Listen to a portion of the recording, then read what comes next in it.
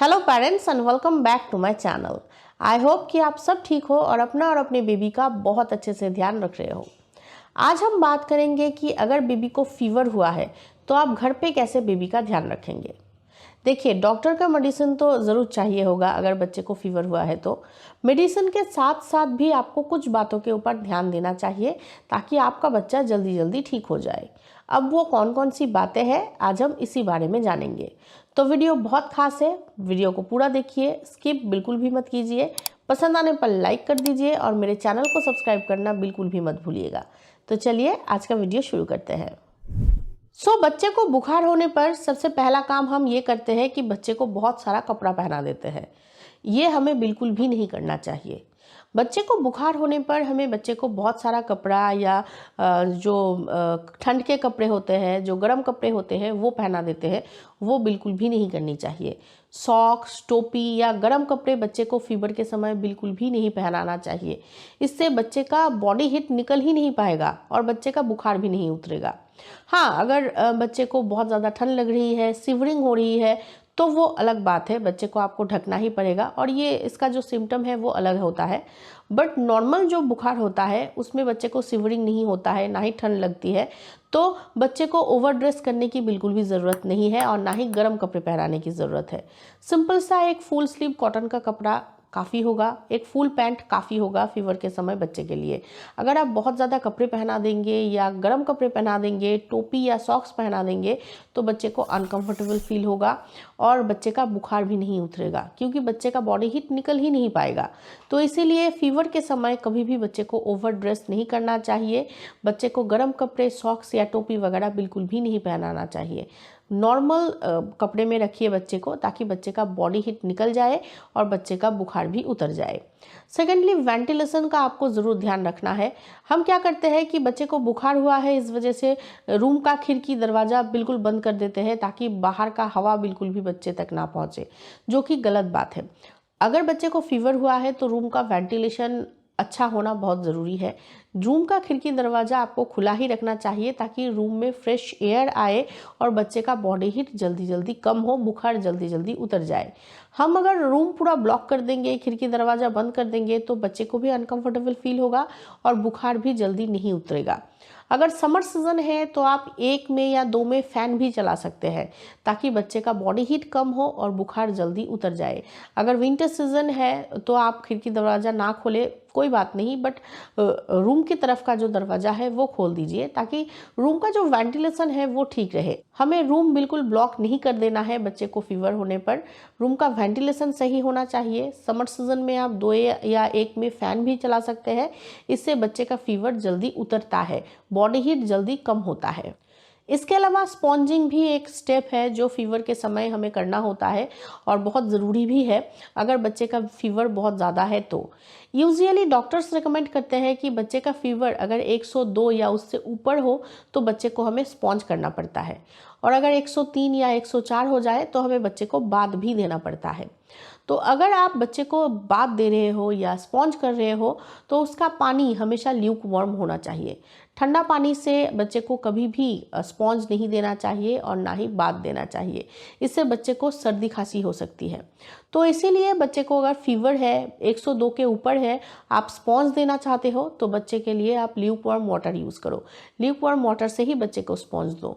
और अगर बच्चे का फीवर उससे भी ज़्यादा है, 103, 104 हो गया है, तो आपको बच्चे को बाथ देना होगा, तो भी आपको ल्यूक वार्म वाटर से ही बच्चे को बाथ देना चाहिए। यूजुअली हम पट्टी भी करते हैं, बच्चे के फोरहेड में हम पट्टी करते हैं अगर बच्चे को बहुत ज़्यादा फीवर है तो उसका पानी भी नॉर्मल टेम्परेचर का होना चाहिए। बहुत ज़्यादा ठंडा पानी हमें नहीं यूज़ करना चाहिए और गर्म पानी भी नहीं यूज़ करना चाहिए। आपको जो नॉर्मल टेम्परेचर का पानी है वो यूज़ करके ही बच्चे के फोरहेड में पट्टी करनी चाहिए। तो हमेशा आप स्पॉन्ज के लिए या बाथ देने के लिए ल्यूक वार्म वाटर यूज़ करो और अगर आप बच्चे को पट्टी भी कर रहे हो तो भी नॉर्मल टेम्परेचर का जो पानी है वो यूज़ करो ताकि बच्चे का फीवर जल्दी उतर जाए। एक और बात का भी आपको ज़रूर ध्यान रखना चाहिए बच्चे को फीवर होने पर, वो है कितना फीवर आया है, कौन से टाइम पे, वो आप लिख के रखो। ये बहुत इंपॉर्टेंट स्टेप है और आपको ध्यान में रख के ही वो लिख के रखना है। पहले तो आप मेजर कर लो कि कितना फीवर आया है और कौन से टाइम पे आप चेक कर रहे हो, तो टाइम के साथ कितना फीवर आया है वो आप लिख के रखो। ये बहुत इंपॉर्टेंट स्टेप है।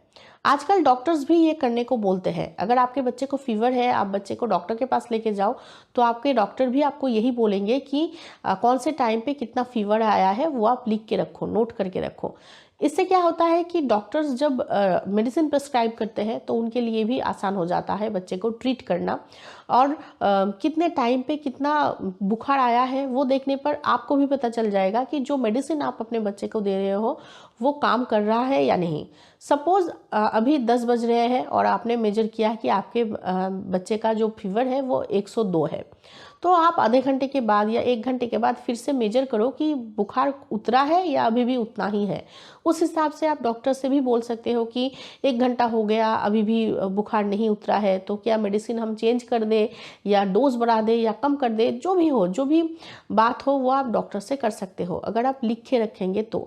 देखिए, याद रखना संभव नहीं होता है। एक तो बहुत ज़्यादा टेंशन होता है कि बच्चे को फीवर है, ऊपर से बच्चे का ध्यान रखना होता है, वो रोता भी है, तो याद रखना संभव नहीं होता है कि हमने कितना मेज़र किया है। तो बेहतर यही होगा कि आप एक कागज़ के टुकड़े में लिख लो कि अभी 10 बज रहे हैं, अभी इतना फीवर है, अभी 10:30 बज रहे हैं, अभी इतना फीवर है। ऐसे आप लिख के रख दो और वो चीज़ आप डॉक्टर को ज़रूर दिखाइए। डॉक्टर के लिए भी आसान हो जाएगा बच्चे को ट्रीट करना। तो फीवर के समय आपको ज़रूर लिख के रखना चाहिए कि कौन से टाइम पे बच्चे को कितना फीवर आया है। ये बहुत ही इम्पॉर्टेंट स्टेप है और आपको ज़रूर ध्यान रखना चाहिए। इस चीज़ के अलावा एक और बात के ऊपर भी हमें ध्यान देना चाहिए, वो है मेडिसिन। यूजुअली हम क्या करते हैं कि बच्चे को बुखार हुआ है, हमें तो पता है कि कौन सा देना चाहिए मेडिसिन, हम मेडिकल शॉप में जाते हैं और वो मेडिसिन लेके आते हैं और बच्चे को पिला देते हैं। या फिर हम मेडिकल शॉप में जाते हैं, दुकानदार बोलते हैं कि ये वाला मेडिसिन दे दो बच्चे को, इससे बच्चे का बुखार उतर जाएगा। हम लाते हैं और बच्चे को दे देते हैं। या फिर एक और काम मैंने करते हुए देखा है कि हम अपने फ्रेंड्स को फ़ोन करते हैं और बोलते हैं कि तेरे बच्चे को बुखार हुआ था ना, तो कौन सा मेडिसिन तूने दिया है वो बता दे, और वो बता देते हैं और आप वही मेडिसिन लाके बच्चे को पिला देते हो, जो कि सही बात बिल्कुल भी नहीं है। हमें डॉक्टर से बिना पूछे कोई भी मेडिसिन उठा के बच्चे को नहीं देना होता है। अगर बच्चे को फीवर है तो डॉक्टर सिम्टम देखते हैं, बॉडी वेट देखते हैं और उस हिसाब से मेडिसिन प्रिस्क्राइब करते हैं। तो इसीलिए कोई भी एक मेडिसिन आप बच्चे को बुखार के लिए दे रहे हो, या आपको पता है कि ये मेडिसिन जो है वो बुखार के लिए है और वही आप दे रहे हो, ऐसा नहीं करना चाहिए। अगर फीवर है तो एक बार आप डॉक्टर से कंसल्ट कर लीजिए और उसके बाद आप बच्चे को मेडिसिन दीजिए। यही करना होता है और यही सही है, ताकि बच्चे को कोई प्रॉब्लम ना हो, जल्दी बच्चा बिल्कुल स्वस्थ हो जाए। अगर आप बिना डॉक्टर से पूछे कोई भी एक मेडिसिन बच्चे को दे देंगे तो ये सही नहीं होगा। बिना डॉक्टर से कंसल्ट किए कोई भी मेडिसिन बच्चे को नहीं देना चाहिए। इन बातों के अलावा भी आपको बच्चे के डाइट के ऊपर भी ध्यान देना होगा। यूजुअली फीवर होने पर बच्चे बिल्कुल भी खाना नहीं चाहते हैं, उनका मुंह का स्वाद चला जाता है। हम बड़े भी, अगर हमें भी फीवर होता है तो हम भी खाना नहीं चाहते हैं। ऐसा लगता है जैसे कुछ खाने का मन नहीं है, तो वो तो बच्चा है, उसका भी मन नहीं होगा, खाना बिल्कुल भी नहीं खाना चाहेगा। तो आपको ज़बरदस्ती बिल्कुल भी नहीं करना चाहिए। अगर आपके बच्चे को फीवर है, अगर आप उसको ज़बरदस्ती खाना खिला रहे हो तो इससे उल्टा होगा, वॉमिटिंग हो जाएगा, बदहजमी भी हो सकता है। तो इसलिए अगर आपका बच्चा नहीं खाना चाहता है तो आप बच्चे को लिक्विड दीजिए। लिक्विड ज़्यादा से ज़्यादा बच्चे को पिलाइए। फ्रूट जूस बच्चे को दीजिए, ज़्यादा से ज़्यादा नारियल पानी पिलाइए, मिल्क दीजिए, लिक्विड डाइट दीजिए बच्चे को, ताकि बच्चा इजीली खा भी ले और हजम भी जल्दी हो जाए, और जो एनर्जी चाहिए होगा बॉडी को फीवर से फाइट करने के लिए, वो एनर्जी भी क्विकली मिल जाए बच्चे को। तो अगर आपका बच्चा सॉलिड खाना नहीं चाहता है फीवर के समय, तो आप छोड़ दीजिए, बच्चे को ज़ोर ज़बरदस्ती बिल्कुल भी मत कीजिए। बच्चे को आप फ्रूट जूस दीजिए, नारियल पानी दीजिए, मिल्क दीजिए, ताकि बच्चे को एनर्जी मिले, उसको डिहाइड्रेशन ना हो और वो जल्दी जल्दी फीवर के साथ फाइट कर पाए और जल्दी जल्दी स्वस्थ हो जाए। एक और बात का भी आपको ज़रूर ध्यान रखना है। अगर आपके बच्चे को फीवर है और आपने उसको मेडिसिन दिया है और अब बच्चे का बुखार उतरेगा, तो बच्चे का जब बुखार उतरता है तब बच्चे को बहुत ज़्यादा स्वेटिंग होती है। तो स्वेटिंग की वजह से बच्चे का जो कपड़ा है वो भी भीग जाता है, तो वो कपड़ा आपको ज़रूर चेंज कर देना है। अगर वो कपड़ा बच्चा पहन के रखेगा तो उसको सर्दी खांसी हो सकता है और ज़्यादा अनकंफर्टेबल भी फील होता है। तो वो भीगा हुआ कपड़ा, मतलब स्वेटिंग की वजह से भीगा हुआ कपड़ा आपको ज़रूर चेंज कर देना है। एक सूखे कपड़े से बच्चे के बॉडी को आपको अच्छे से पोंछ देना है और एक फ्रेश कपड़ा बच्चे को पहना देना है, ताकि आपका बच्चा भी बिल्कुल फ्रेश फील करे। और वही स्वेटिंग वाला कपड़ा अगर बच्चे को आप पहना के रखेंगे तो बच्चे को सर्दी खांसी भी हो सकता है, बच्चा अनकंफर्टेबल भी फील करता है। तो आपको ज़रूर वो स्वेटिंग वाला कपड़ा चेंज कर देना है और अच्छे से पोंछ देना है बच्चे को और एक फ्रेश कपड़ा पहना देना है, ताकि बच्चा बिल्कुल फ्रेश फील करे और दोबारा से बुखार ना आए। एंड लास्टली जो चीज़ बहुत ज़्यादा ज़रूरी है बच्चे को फीवर होने पर, वो है स्लीप एंड रेस्ट। बहुत ज़्यादा ज़रूरी है। बच्चे के बॉडी को अगर फीवर के साथ फाइट करना है तो उसको रेस्ट की बहुत ज़रूरत होगी और नींद कंप्लीट होना भी बहुत ज़रूरी है।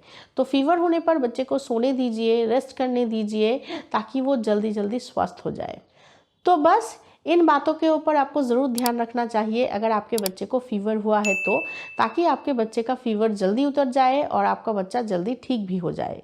तो आज के वीडियो में इतना ही। आई एम श्योर कि ये वीडियो आप लोगों के लिए हेल्पफुल रहा होगा। तो इस वीडियो को एक लाइक ज़रूर कर दीजिए। मेरे चैनल को सब्सक्राइब करना बिल्कुल भी मत भूलिएगा और प्लीज़ इस वीडियो को ज़्यादा से ज़्यादा पेरेंट्स तक पहुँचाइएगा। Thank you for watching.